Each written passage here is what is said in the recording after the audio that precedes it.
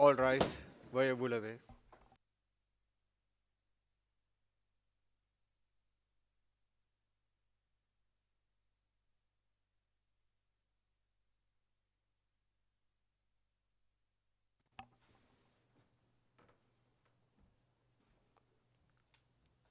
The mechanism for international criminal tribunals is now in session.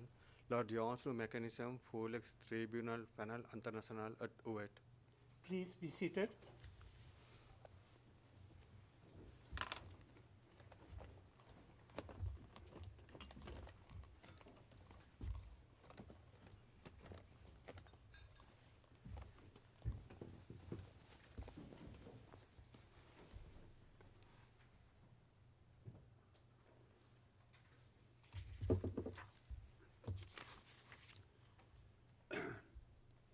Registrar, would you please call the case? Good morning, Your Honor. This is case MICT 1355A, the prosecutor versus Radovan Karadzic. Thank you, Registrar. Mr. Karadzic, can you hear the proceedings in a language you understand? Da, Excellenz. Yes, Your Honor. Good morning to you and everyone else. This is for the parties. Counsel for Mr. Karadzic. Good morning, Mr. President. Kate Gibson and Peter Robinson for Radovan Karadzic. Thank you, Ms. Gibson. For the prosecution. Good morning, Mr. President. For the prosecution, Laura Beck, Katrina Gustafsson, Janet Stewart, and myself, Amir Zeitz. Thank you. Thank you, Mr. Zek. As you are all aware, Rule 69B of the Rules of Procedure and Evidence of the mechanism requires a status conference to be convened within 120 days after the last status conference. At the outset, let me reiterate once more that there are two primary purposes of a status conference. First, a status conference facilitates exchanges between the parties so as to ensure the conduct of expeditious appeal proceedings. Second, it provides an opportunity to review the status of the case and to allow a defendant in custody pending appeal an opportunity to raise issues in relation to detention, including his mental and physical condition. To date, there have been 3 status conferences in this case, held on 15 November 2016, 6 March 2017, and 23 June 2017. Today's status conference, scheduled by an order issued on 4 October 2017, is being conducted within 120 days of the last status conference. I turn to the situation and health of the appellant. I would like to begin by inquiring into Mr. Karadzic's state of health and conditions of detention. I recall that at the previous status conferences, Mr. Karadzic raised issues relating to various matters, including the use of Skype or similar technology, a laptop computer, and access to a television channel from Bosnia and Herzegovina at the UNDU. In this respect, I directed Mr. Karadzic to use the procedures provided under the rules of detention and the complaint procedure for detainees. With regard to the use of a laptop computer, in my capacity as president, I granted Mr. Karadzic's appeal against the registrar's decision denying him access to a laptop at the UNDU in part, and remitted the matter to the registrar for reconsideration. On 27 September 2017, the registrar granted Mr. Karadzic's request to import a laptop computer to the UNDU, provided that a number of conditions are met.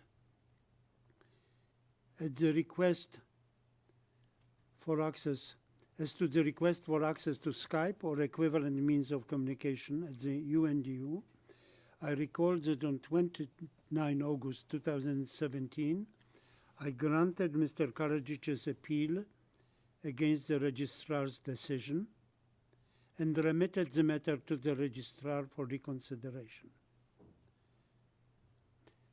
If there are any other concerns relating to the detention conditions or state of health, I would invite you, Mr. Karadzic, to raise those concerns now. If you wish, this discussion could take place in a closed session. Mr. Karadzic? Hvala, Ekscelencijo. Thank you, Your Honor. There is no need to go on closed session. As for my health, I wish to express my gratitude to you, Your Honor, because of your serious approach to the needs of detainees. Great progress has taken place, and it will probably be remembered in connection with your name. Your orders relating to health are taken seriously and promptly implemented, so that my health condition has much improved, and I feel much better.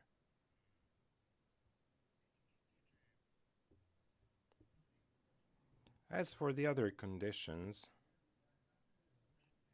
of course, the staff are exceptional, but the rules that we all appeal against seem to originate from the host prison, which provides the services, which I think is not good at all, because this is an institution of the United Nations rather than a Dutch one. And I believe that many things could be done in relation to that. All the postponement is due to some rules of the host prison being in collision with the needs of the UN detainees. Zahvaljujući vama dobili smo Thanks to you, we have received better chairs and stronger and faster computers. I am in a somewhat different situation because my hard drive is at the server, and when I work on a big document that has 3,000 pages, I have problems because I sometimes lose some segments of my work. But if I receive a laptop, I will be able to overcome this. It is completely unclear to me why there are such difficulties about a laptop. I even think, and I requested earlier, that we should be allowed to have access to the internet with the condition that we may not upload anything, but to download something is something that we ought to be granted, because even though we are deprived of liberty, our needs do not cease to exist. Our existence, our personality do not stop. Our cultural, scientific, professional needs do not cease to exist. It is therefore unclear why we would have to go as far as to address the president of the tribunal, or now the mechanism, to be allowed little things such as a loudspeaker, in connection with which I had to address you. So it seems to me that this country, which I honor a lot, should apply the highest standards, because this is a UN institution. You've already said everything about Skype. We are hoping that this will move on. It's being worked on, though quite slowly. As for the television, for 7 years we had 2 TV stations from Bosnia, one Muslim and one Serbian. Now we have none. We have the most contemporary interface, which can allow the reception, and it's not possible that one cannot receive a satellite TV channel.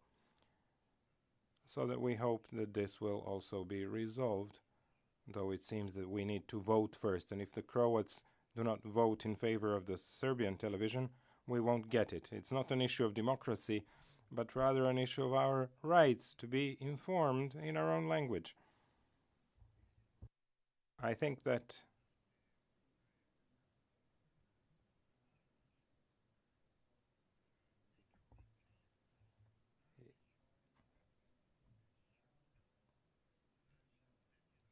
some conditions which are imposed, regardless of any decision of the tribunal imposed by the host country, are rather problematic.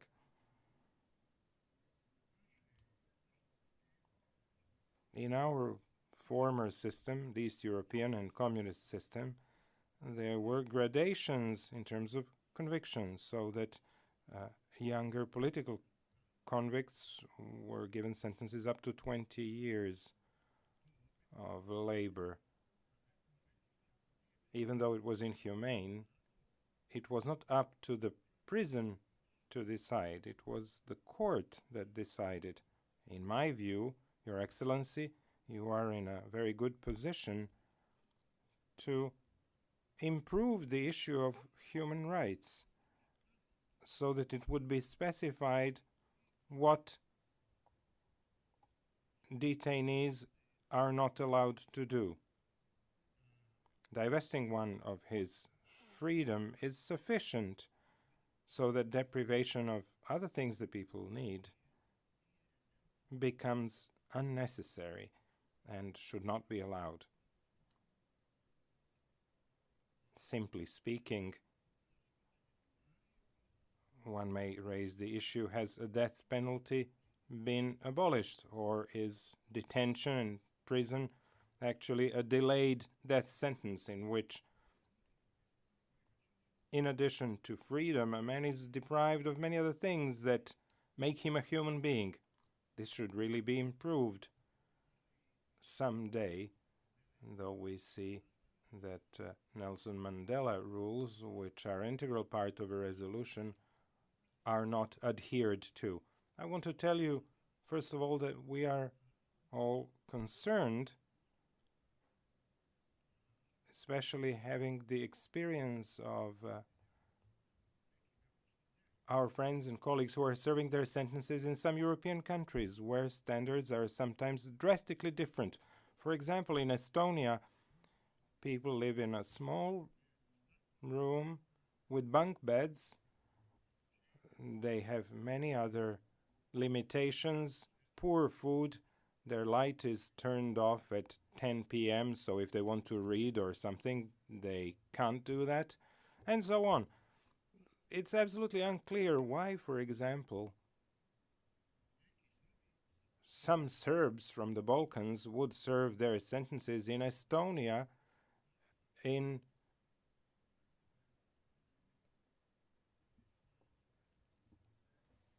a remainder of a communist prison where they seem to be divested of all their human qualities. In Germany, they also have problems. They cannot receive books, they have to work. I am accused here that some prisoners of war worked.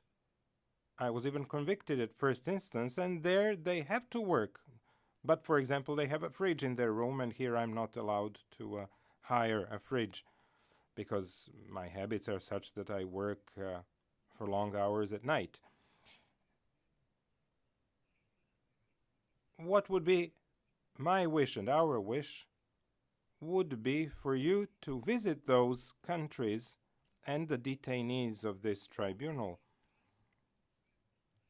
and see what are all the things that people are being deprived of, so that this may be prohibited. If the European Union that we Serbs strive to join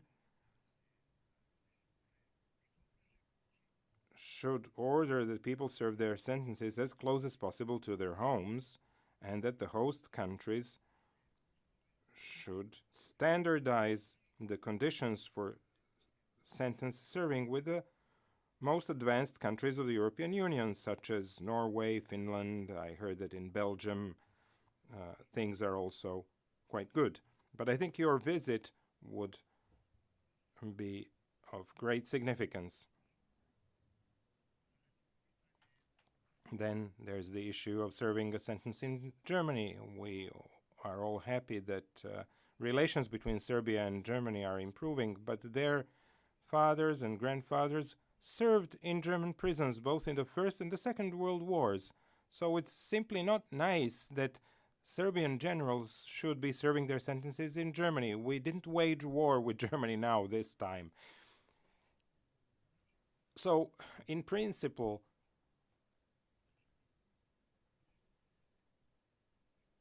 my approach is that it should be the courts rather than prisons that would decide what someone will be deprived of and when do his human qualities cease to exist. Freedom is precious, but in addition to freedom, there are human needs that only you, the court, the tribunal, and the United Nations can change this trend in which people are almost buried alive and deprived of what makes them human beings. I'm willing to answer any of your questions, Your Excellency, if you have any other questions. Far-reaching statement, Mr. Karadzic. I can assure you that I am deeply interested in the treatment, not only your treatment and your colleagues in the UNDU, but also in the treatment which is meted out to our prisoners in other countries. And I'm receiving constant correspondence from prisoners, including those in Estonia and in Germany. I am kept informed about the comments made by the most humanitarian of all institutions, the International Committee of the Red Cross, which visits, as you know, our prisoners. It is not easy to deal with this question of prisoners. As you know, we are dependent on agreement of sovereign countries to accept prisoners, and those negotiations and finding countries willing to take prisoners is not always an easy proposition. It is not something where we have unlimited choice, and realities determine very often the outcome. But we are doing all the time everything we can to improve the treatment and the conditions to which our prisoners are being subjected. As regards yourself, let me tell you that I'm extremely pleased with the progress we have made, both with regard to the laptop question and with regard to Skype. Now, you have been now allowed to import a laptop. Would you tell us, have you done so? What's happening on the laptop issue?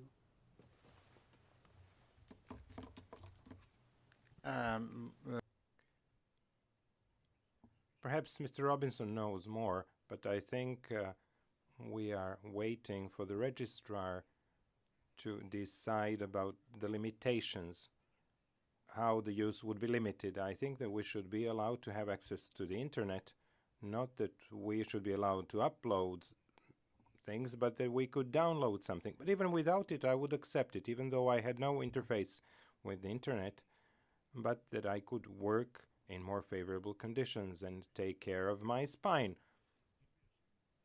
because I already received physical therapy from the health service, because sitting at a desktop is very exhausting, and I sit for 10 or more hours a day. Mr. Robinson, Mr. Karadzic seems to think that you know more than he does about this laptop question. Would you brief me about the presence of, I say, Ms. Gibson?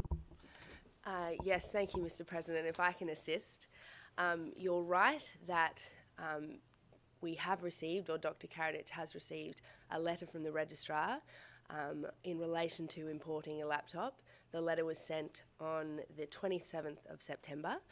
And in that letter, the registrar said that we would hear again within 21 days, getting further specifications from ITSS as to what limitations would need physically to be put on the laptop. So we're expecting to get that information within the 21 days, and we'll move things forward from there in terms of physically getting the laptop into the prison. So you are not, in fact, ordering the laptop until you have heard about those conditions, or? Yes, that's my understanding, yeah. Okay, what is happening with the Skype now? In relation to the VTC access, we have your decision of the 29th of August, which the registrar has also acted on, and we're expecting to hear from him next week. He communicated to us that within 45 days he would come back and get back to us on the progress of how and when the VTC communication could be established in the prison. So again, that 45 days expires, I believe, in the coming week. So on both fronts, we've had further communication from the registrar. We have set timeframes, and we're expecting to hear back from him on both those issues. Thank you, Ms. Gibson. It seems to me that since I myself was motivated by the health concern raised by Mr. Karadzic, one should move rapidly on the laptop question. Any comments from the prosecution on this discussion? No, Mr. President. Thank you.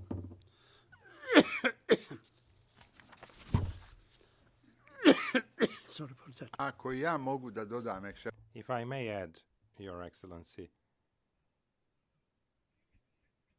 perhaps we are now in a situation where you might stop the delays. It's 200 or 300 years. All human activities are developing. Only the conditions of detention are 200 or 300 years late. It's a very old mechanism of keeping detainees and convictees.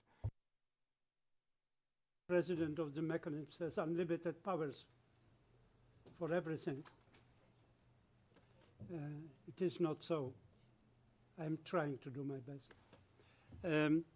I turn to the recent procedural history of the case. Following extensions of time totaling 217 days granted to the parties by the appeals chamber, the briefing of the appeals in this case concluded on 6 April 2017. Mr. Karadzic's motion concerning a request for admission of additional evidence on appeal is being considered, and the decision will be issued in due course. I would also like to note that during the last status conference, Mr. Karadzic raised an issue related to the conduct of Rule 86 proceedings before the mechanism. Since this was not previously discussed with the prosecution, I requested Mr. Karadzic to state his position in writing so that the prosecution would have an opportunity to respond. Mr. Karadzic filed his related submissions on 24 June 2017, and the prosecution filed its response on 5 July 2017. Should there be any related issues that would need to be resolved, the parties may bring them before the appeals chamber by way of a motion. At this point, I would like to ask the parties whether they have any issues that they would like to raise. Let me start from Mr. Robinson. Ms. Gibson. Thank you, Mr. President. Just one. I see Mr. Robinson is yielding the floor constantly to you. Yes, I hope it's a recognition of women's superiority. I know that Mr. Robin takes those things very seriously, and I can assure you that's what's happening here today. Good. I've just got one brief remark to make in relation to the amicus brief on JC3 that was recently accepted as filed in the present appeal. And in your decision on the 25th of September, you invited the parties to file any submissions in response within 30 days of that decision.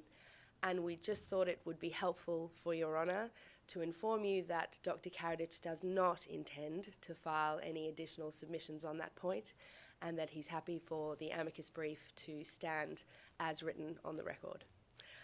And with your leave, Mr. Robinson will now make a final remark.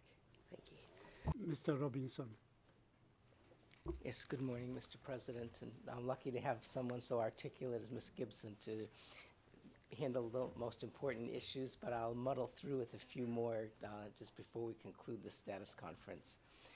First, I wanted to say that having received the Appeals Chamber's decision on our motion to reclassify filings that was issued on the 3rd of October, I wanted to thank you for the efforts you took as the pre-appeal judge in issuing 2 interim orders to national prosecutors, the OTP, and the registrar, asking them to justify withholding information from President Karadzic that had been disclosed to accused in national proceedings.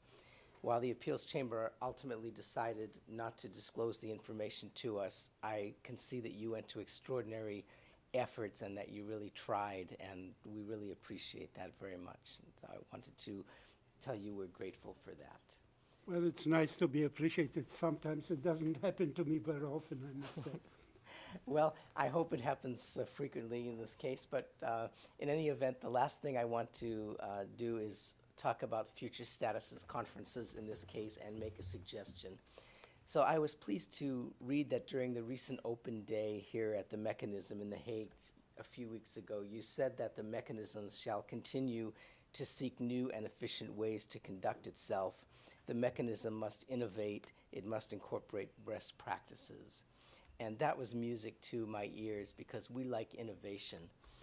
In our appeal briefs, we were the first to discard the practice of providing a book of authorities with hard copies in favor of hyperlinks so that references in our brief could be obtained simply by clicking on the document. We were also the first to include photos of relevant witnesses and crime scenes to bring our arguments to life. And we were the first to add a text box to the beginning of each ground of appeal, so clearly setting out the ruling that we challenged, the error that we identified, and the impact of the error on the case. And so, since filing our briefs, I've continued to try to think of ways in which we can innovate in this appeal. And I have to say that it's a frustrating time for the parties because we're basically just idle during the year period when the Appeals Chamber and its staff are preparing for the oral hearing. So I have a suggestion that might help the Appeals Chamber and the parties. I suggest that in addition to the regular business of our status conferences, that we spend 20 minutes each side to present an oral argument on one ground of appeal at each status conference in the future. A month before the status conference, you can notify us of the ground of appeal that you'd like to hear argument on. And in that way, we could use the time that we are together to advance the substance of the appeal and allow the parties a greater time to present their arguments and respond to the Chamber's concerns. This can be accomplished under Rule 135, which empowers the pre-appeal judge to take measures relating to procedural matters with a view for preparing the case for a fair and expeditious hearing, and Rule 69, which provides the opportunity for an accused to raise issues in relation to the appeal at a status conference held every 120 days. Expanding our status conferences to include oral argument on substantive grounds of appeal will advance the judge's ability to decide the appeal, which has many important issues, perhaps too many to be adequately addressed in one sitting. It will also provide a good learning tool to the interns and other staff who may otherwise not witness a substantive appeal argument during their time here at the Mechanism, and it will keep advocates like me sharp and engaged. The whole process would take less than an hour every 4 months, a small investment of your time compared to the potential benefits. So I hope you'll consider this suggestion before the next status conference. And meanwhile, I'll keep thinking of ways to innovate here at the MICT. Thank you. Well, thank you very much for your suggestion. If the prosecution would like to make some comments on that, that would be welcome. I will, of course, think about it, but I must say that instinctively I would feel somewhat hesitant in hearing as pre-appeal judge substantive arguments with regard to an appeal without the presence of my colleague who are on the bench. Yes, I was also thinking about that, but since the mechanism is working with judges who are remote, and since we're taking advantage of 21st century technology, they could watch the video of the argument, they could read the transcript, they could give you questions in advance, and I think that would be in comporting with the spirit of trying to run a lean institution that can function with the best use of technology. Would you suggest that we follow this, your script also with regard to an appeal hearing and do without convening the entire bench and just have me listen and colleagues all over the world would listen via modern IT technology? No, I think that the appeal hearing would be enough of a momentous occasion that everyone should physically be present. So the appeal hearing, you would not suggest we go that far? No, I Well, wouldn't. thank you very much, and I will think about it, and I really would be curious about the comments of the prosecution on that, even if they are, you don't have to commit the prosecutor at this stage, but it would be helpful to me how you react. It's quite a far-reaching proposal that we have heard from Mr. Robinson on that. It is, Your Honor. Good afternoon, Mr. President. Yes, it is, as you said, far-reaching, and our response to this would be to oppose it. The suggestion was that this would make the proceedings lean and efficient.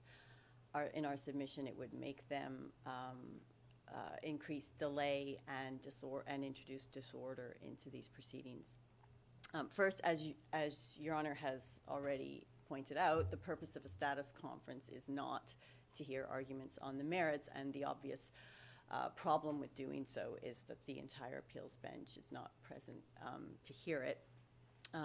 And the suggestion that this could be rectified by some kind of multiple feed video link through to various places in the world strikes the prosecution as, again, increasing inefficiency and disorder, and it's unclear how those judges would be able to meaningfully participate in an appeals hearing. What this is in substance is a request to break up the appeals hearing into many pieces and hear them on a piecemeal basis over the course of many months.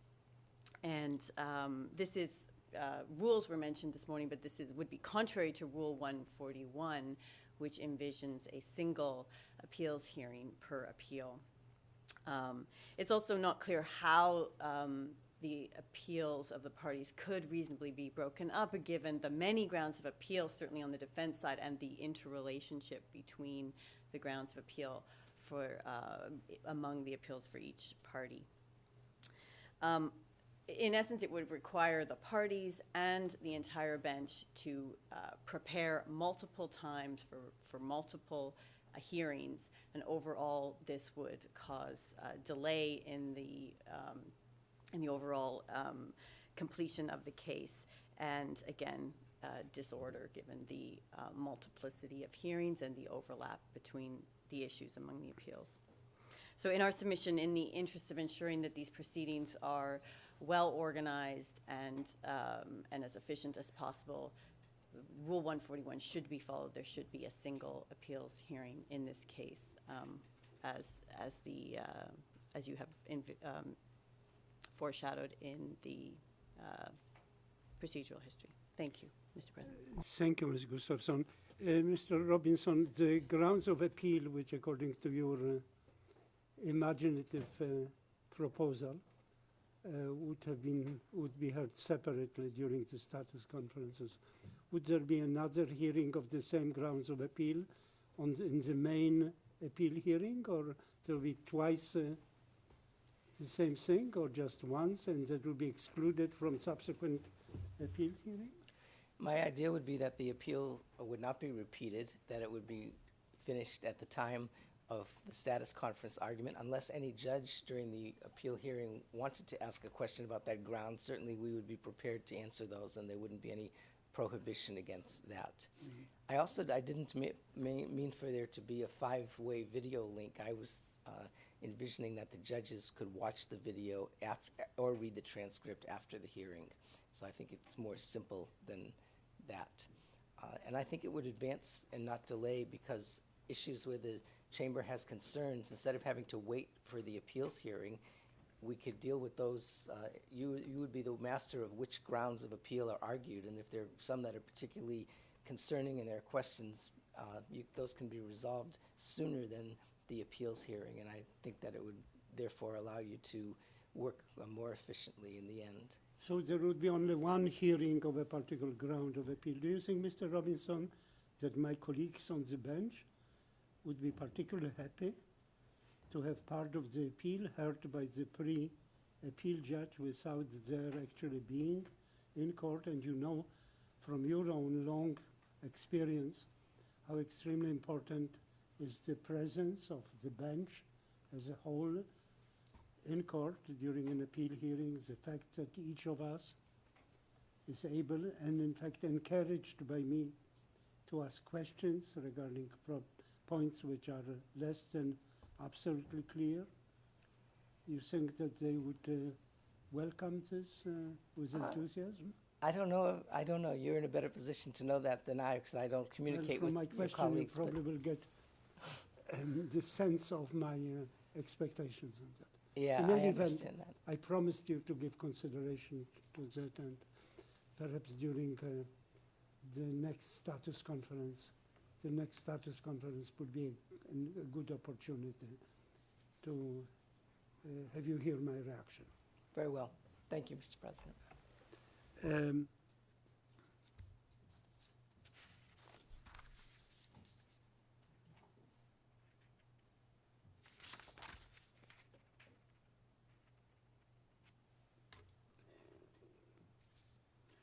Would the prosecution like to raise any additional issues? Thank you. Mr. Robinson had an opportunity and raised additional issues, and the prosecution has none. So I would like to thank everyone for their attendance, the interpreters for the interpretation, the members of the registry and my own staff who is in court. And I would call this hearing to an end. Mr. Karadzic is asking to speak? Or Samo did I bih za misunderstand kraj, his gestures? samo bih za kraj, ekscelencija, Just to end, Your Excellency, I would say that perhaps the mechanism is not all-powerful, but your experience and your view are something that the Security Council certainly wouldn't refuse, and that may be the most important legacy of this tribunal, new rules that would originate from your experience. Thank you. Well, thank you, Mr. Karadzic, but with regard to the suggestions made by Mr. Robinson, of course, the question is not reactions of the Security Council, but matters pertaining to judicial independence and how judges think about best running the proceedings. And I certainly would not be a person who would involve the Security Council in that. So the court will now rise. izvinite, All rise. Veuillez vous lever.